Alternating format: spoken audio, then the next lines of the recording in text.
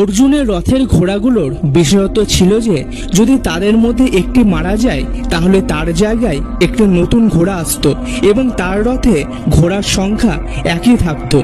এখন প্রশ্ন হলো, অর্জুনকে এই ঘোড়াগুলো কে দিয়েছিল?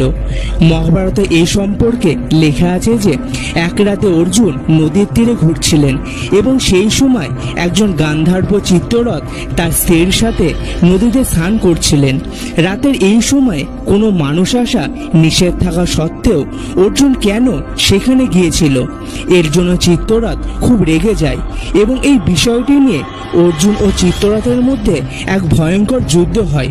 এই যুদ্ধে চিত্ররথ অল্পের জন্য মৃত্যুর হাত থেকে রক্ষা পান।